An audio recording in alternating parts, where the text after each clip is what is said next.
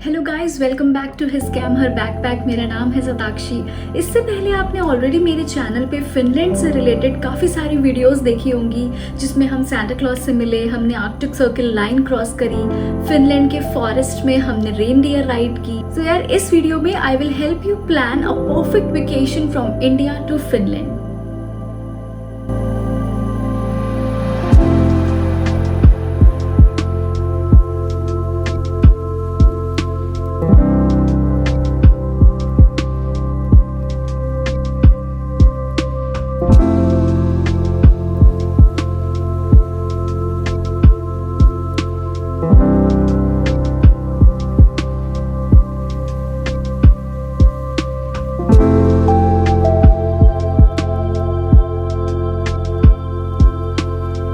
इस वीडियो में सबसे पहले हम बात करेंगे how did we reach Finland और क्या क्या डिफरेंट ऑप्शंस हैं इंडिया से फिनलैंड जाने के लिए।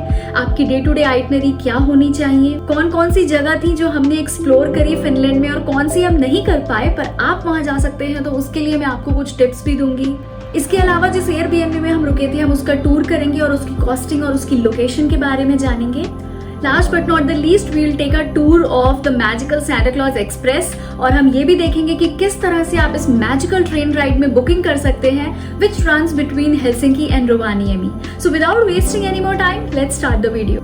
सो now let's talk about how you can reach Finland. तो इस बार हम 15 डे की स्कैंडिनेविया ट्रिप पर निकले थे, जिसमें हमने डेनमार्क, स्वीडन, नॉर्वे और फिनलैंड कवर करा। Finland was the last part of this entire journey. Tromso से रोवानिएमी की जो हमारी फ्लाइट थी, it was via Helsinki. So we took a morning flight from Tromso to Helsinki और ये जो हमारी जर्नी थी ये वाइड्रो एयरलाइन से थी। पूरा जो व्यू था नीचे, it was all white and totally frozen. Helsinki airport पे हमारा करीब 2 घंटे का लेओवर था, so we explored the airport for a little while and by the evening we landed into Rovaniemi, Finland.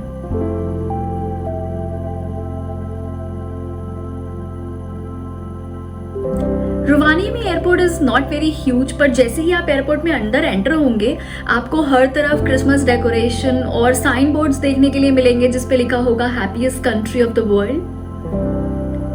रोवानिएमी पहुंचते पहुंचते हमें शाम हो गई थी and this was our first view of Rovaniemi city from airport.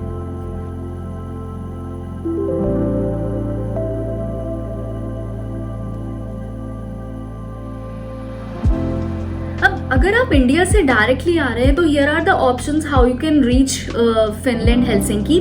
तो बेसिकली दिल्ली से डायरेक्टली फिनएयर भी चलती है हेलसिंकी के लिए।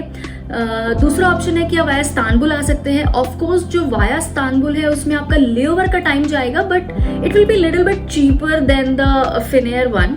तो वो आपकी पर्सनल चॉइस है that you want to save time और you want to save some money. अब हेलसिंकी पहुंचने के बाद आपको ओवरनाइट ट्रेन लेनी होगी for Rovaniemi, which is the Santa Claus express.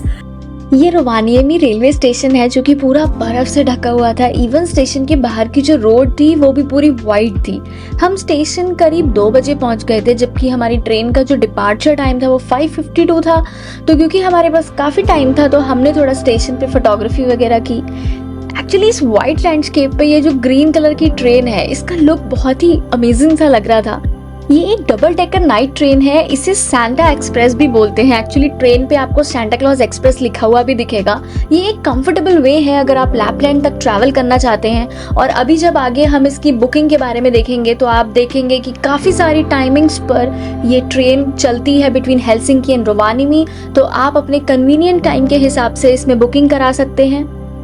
इसमें काफ़ी सारे ऑप्शंस हैं बुकिंग के, पर हमने बेसिकली एक प्राइवेट केबिन बुक करा था जिसमें अटैच शॉवर रूम भी था। केबिन 2 लोगों के लिए मोर देन सफिशिएंट है। और जब आप अपने केबिन से बाहर निकलेंगे तो इवन जो बालकनी है, जो गैलरी एरिया है, वहाँ पे भी बड़ी बड़ी विंडोज लगी हैं। तो आप चलती ट्रेन में वहाँ पे खड़े होके बाहर के व्यू को एंजॉय भी कर सकते हैं। तो अगर आप फिनलैंड आ रहे हैं तो एटलीस्ट अपनी एक साइड की जर्नी आप सांता क्लॉज एक्सप्रेस से ज़रूर करें। I think it is one of the best way to enjoy the beautiful landscape of Arctic, landscape of Lapland through the comfort of your cabin. तो अब बात करते हैं कि आप कैसे इस ट्रेन में बुकिंग कर सकते हैं। So basically this is the website from where you can book this train. यहाँ पर आप देख सकते हो कि डिफरेंट टाइमिंग्स पर ये ट्रेन रन होती है। जिस ट्रेन में मैंने ट्रैवल किया था इट वाज द 5:52 वन, जिसने मॉर्निंग 6:27 हमें हेलसिंकी ड्रॉप कर दिया था। इस समय जो आप प्राइस देख रहे हो इसका बेस प्राइस ये 71 यूरो आ रहा है। अब हम किसी और डेट के लिए चेक करते हैं क्योंकि ये वीकेंड की डेट है, तो अब एक रैंडम किसी वीकडे की डेट के लिए हम लोग चेक करते हैं। Let's see what price it shows. तो यहाँ पे अगर आप देखेंगे तो सेम ट्रेन जो 5:52 की है उसका प्राइस 55 यूरो आ रहा है। So it's a good amount of difference, right? तो इसीलिए आप रैंडमली अलग अलग डेट्स के लिए चेक करें प्राइसेस। यहाँ पर जो फर्स्ट ऑप्शन आपको मिलता है वो चेयर कार ऑप्शन मिलता है।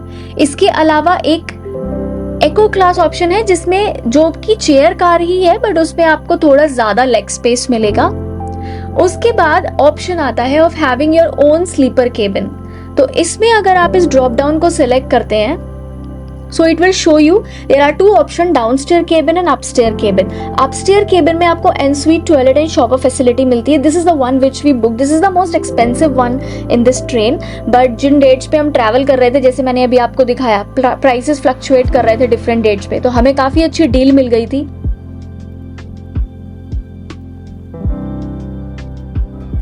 So as part of my itinerary, I only explored Rovaniemi. पर अगर आप सिर्फ इंडिया से फिनलैंड आ रहे हैं, then there is one more place which usually people go, which is सारीसेल्का, जो रोवानिएमी से 3 घंटे की जर्नी पर है।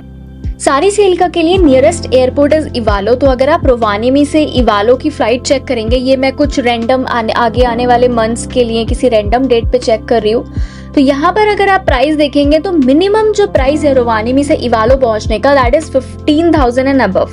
अब दूसरा ऑप्शन देखते हैं कि आप बस से कैसे पहुंच सकते हैं। तो यहाँ पर this is the website from where you can book the bus for Saariselka. यहाँ पे अगर आप सारीसेल्का टाइप करेंगे तो बहुत सारे ड्रॉप पॉइंट्स आते हैं। इसमें से हम अभी हॉलीडे क्लब सेलेक्ट कर लेते हैं और एक रैंडम डेट सेलेक्ट कर लेते हैं। अब एक बार आप बस के प्राइसेस देखिए यहाँ पे आपको कितने दिखेंगे।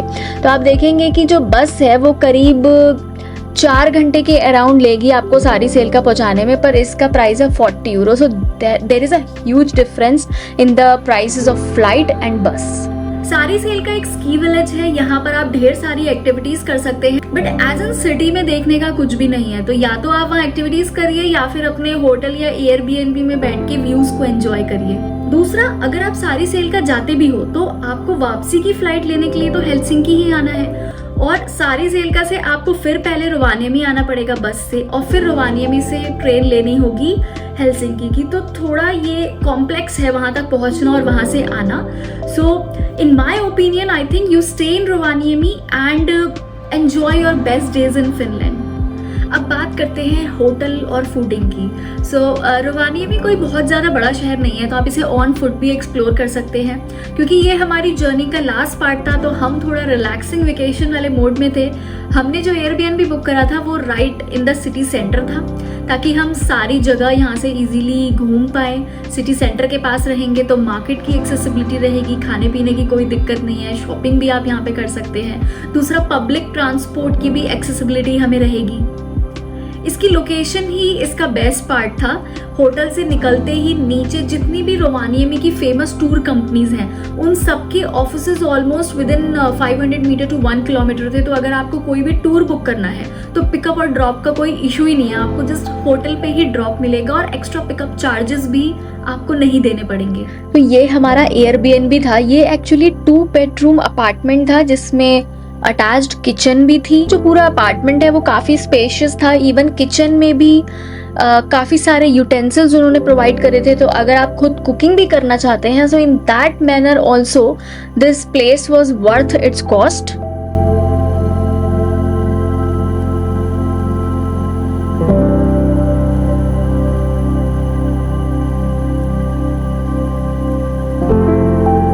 So as you can see कि हम अपने साथ नाश्ते के कुछ packet such as poha, vermicelli, इसके अलावा टी पैकेट्स भी हम अपने साथ कैरी करते थे। तो हॉट वाटर करके एंड विद इन 15-20 मिनट्स हमारा बढ़िया सा इंडियन ब्रेकफास्ट रेडी हो जाता था।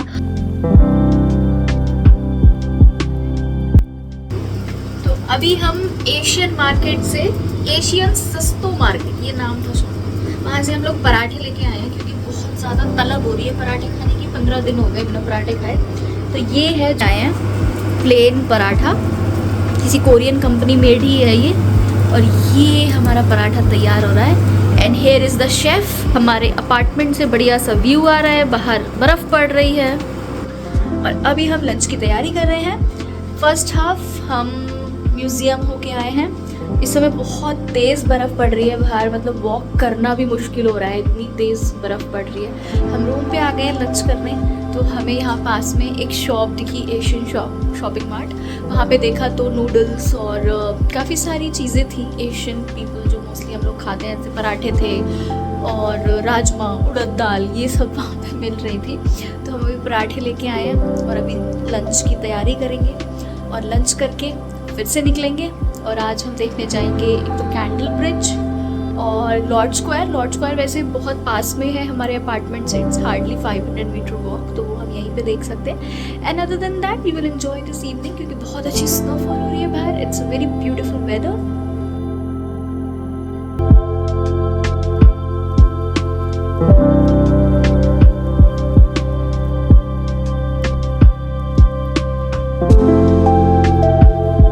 सो this is the website for VFS global Finland. इसमें आप नीचे स्क्रॉल करेंगे तो यहाँ पे आ रहा है see more info about Schengen visa at the website of Finnish embassy in New Delhi. इस पे जब हम पहुँचेंगे तो यहाँ पर एक ऑप्शन आ रहा है शेंजन वीज़ा टू फिनलैंड। यहाँ पर आप जाएंगे where and how to apply for a visa. तो यहाँ पर इन्होंने बता रखा है कि आपको एप्लीकेशन फॉर्म फिल करना है इस वेबसाइट पे जाके। दूसरा ऑप्शन ये भी है कि आप PDF फॉर्म में इसे डाउनलोड कर लीजिए और उसे बाय हैंड आप भर सकते हैं एप्लीकेशन को। उसके बाद आपको अपॉइंटमेंट बुक करना होगा फॉर VFS ग्लोबल, और बाकी जो यूजुअल प्रोसेस है कि आप अपने सारे डॉक्यूमेंट्स लेके VFS ऑफिस जाएंगे और वहाँ पे सबमिट करेंगे। तो दिस इज़ द वेबसाइट। या तो आप वेबसाइट के थ्रू कर सकते हो, तो अगर आप वेबसाइट के थ्रू भरेंगे तो यहाँ पे आपको अकाउंट क्रिएट करना होगा और फिर लॉगिन करके आप पूरा फॉर्म फिल करेंगे। दूसरा ऑप्शन है कि ये जो PDF फॉर्मेट है, तो इसमें जब आप सेलेक्ट करेंगे तो यहाँ पे इन्होंने ये PDF फॉर्म खोल दिया है। इसे आप प्रिंट आउट निकाल लीजिए और यहाँ पे बेसिक डिटेल्स आपको अपनी देनी है, name, first name, place of birth, nationality, civil status. फिर यहाँ पे आपका नेशनल आइडेंटिटी नंबर आ जाएगा। ट्रैवल डॉक्यूमेंट में आपका ऑर्डिनरी पासपोर्ट होगा, date of issue, valid until, ये सब आप डिटेल्स आपके पासपोर्ट से आपको मिल जाएंगी। उसके बाद ये उन लोगों के लिए है अगर आपका कोई family member already European citizen है तो आप उनकी डिटेल्स यहाँ पे दे सकते हैं, उनके साथ रिलेशनशिप क्या है वो आप यहाँ पे बताएंगे।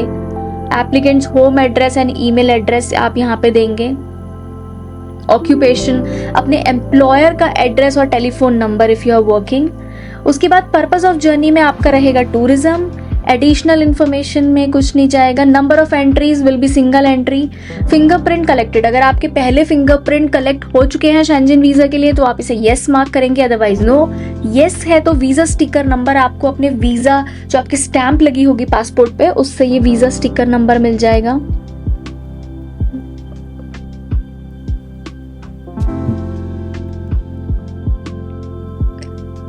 उसके बाद आप किस होटल में रुक रहे हैं, एकोमोडेशन आपने कहाँ पे बुक करा है, वो सारी details, surname and the first name of the inviting person, if not name of the hotel और टेम्पररी एकोमोडेशन, तो अपने होटल की डिटेल्स आप यहाँ पे दे देंगे। उसके बाद कॉस्ट ऑफ ट्रैवलिंग में आप खुद ही बियर कर रहे हैं तो ये ऑप्शन आप टिक कर दें। अगर आप खुद ही अपनी ट्रिप का स्टे कवर कर रहे हैं तो यहाँ पे आपके मीन्स ऑफ ट्रांसपोर्ट में कैश आ गया, जैसे अगर आप कैश कैरी कर रहे हैं, क्रेडिट कार्ड कैरी कर रहे हैं, या आपकी अकोमोडेशन प्रीपेड है तो आप इसे सेलेक्ट कर सकते हैं। And rest of the details आप यहाँ पे अपने सिग्नेचर कर सकते हैं। तो बेसिक डिटेल्स जो एक वीज़ा फॉर्म के लिए पूछी जाती है वो आप इसमें भर के इसका प्रिंट आउट निकाल के और अपने बाकी डॉक्यूमेंट्स के साथ इस एप्लीकेशन को आप रखेंगे और फिर आप स्लॉट बुक करेंगे एट द फिनलैंड एम्बेसी। अब एप्लीकेशन फॉर्म तो आपने देख लिया कहाँ से भरना है, कैसे भरना है, उसको भरने के बाद उसका प्रिंट आउट लेना है और बाकी डॉक्यूमेंट्स के साथ अटैच करना है। तो अब नेक्स्ट मोस्ट इंपॉर्टेंट थिंग आती है डॉक्यूमेंट्स रिक्वायर्ड। तो बेसिकली यहाँ पे आप देख रहे हो कि इन्होंने ऑलरेडी अपनी एक चेकलिस्ट दे रखी है, तो यहाँ पे एक बार चेक करते हैं। Select the country where you submit your visa application, तो हम इंडिया में सबमिट करेंगे तो यहाँ पे हम इंडिया सेलेक्ट कर लेते हैं।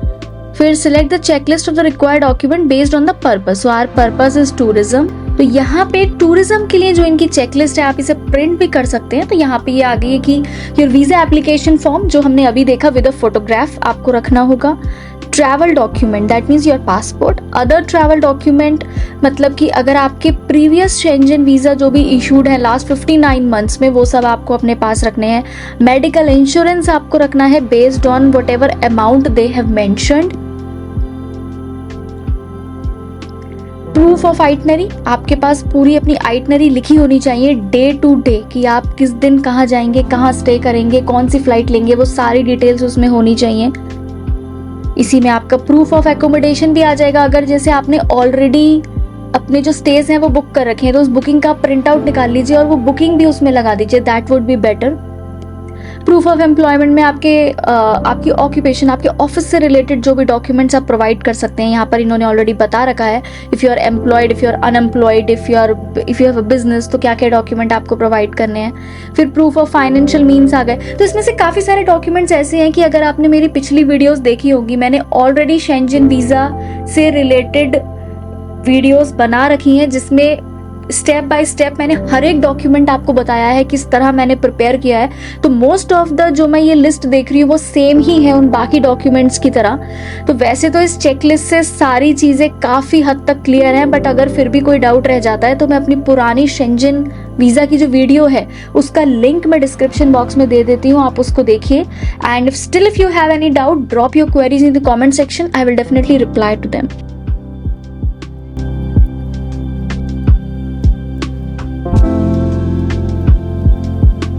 कि हमने ऑलरेडी बाकी सारी चीज़ों पे बात कर ली है, तो नाउ लेट्स टॉक अबाउट कि आप रोवानिएमी में क्या क्या कर सकते हैं। So you can explore local city. अगर आप लकी हुए और हमारी तरह आपको भी स्नोफॉल मिली तो सिटी व्यू और अच्छा हो जाएगा। जस्ट कीप इन माइंड कि आप अपने साथ वाटरप्रूफ जैकेट और स्पेशली वाटरप्रूफ शूज रखें अगर आप स्नो में निकलना चाहते हो। You can go to Lord Square, यहाँ पे आपको काफी सारी शॉप्स और कैफेज मिलेंगे। अगर आप सिटी सेंटर पे ही रुके हो then all these places will be just walking distance for you.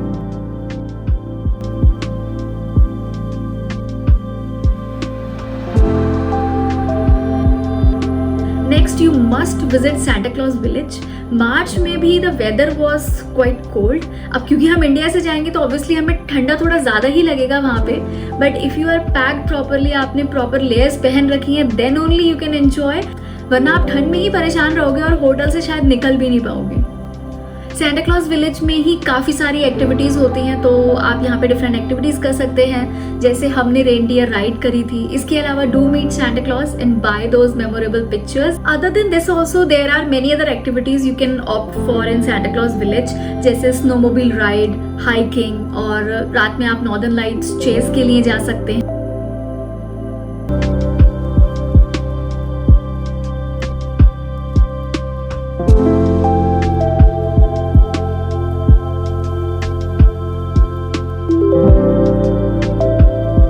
Go to Candle Bridge. इस टाइम पे जो कैमिजो की रिवर थी वो पूरी फ्रोजन थी, so the view of the surrounding was stunning. जैसे कि आप देख पा रहे हो इस समय यहाँ पे हेविली स्नोफॉल हो रही है। जब हमने विजिट किया था इतनी ठंड भी लग रही थी, पर क्योंकि पूरा लैंडस्केप इतना सुंदर लग रहा था कि यहाँ से जाने का लिटरली मन ही नहीं कर रहा था। और ये जो पॉइंट है जहाँ इस समय हम खड़े हैं, this is very close to Scandic hotel. तो this is the perfect point जहाँ से आपको ब्रिज और रिवर का बहुत ही अमेजिंग व्यू देखने को मिलेगा।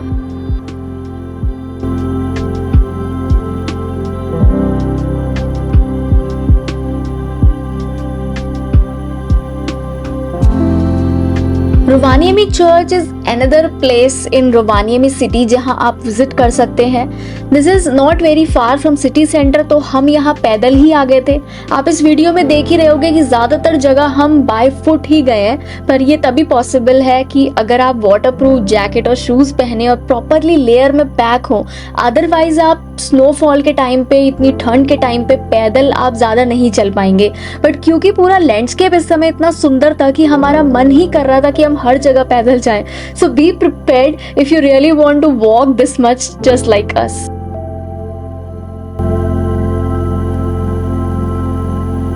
I'm sharing this sample itinerary with you for 3 days and 5 days.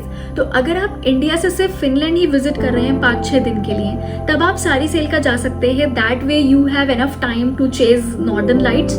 दूसरा ये भी है कि 6 दिन रोवानिएमी में करने का इतना भी कुछ नहीं है।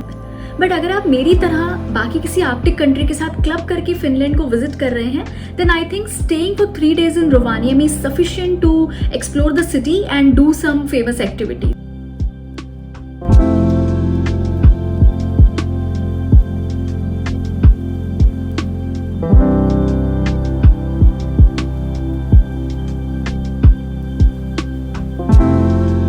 गाइज आई होप इस वीडियो के एंड में अब आपको सारी डिटेल्स मिल गई हैं और बहुत जल्द आप इंडिया से फिनलैंड की एक वेकेशन प्लान करने वाले हो.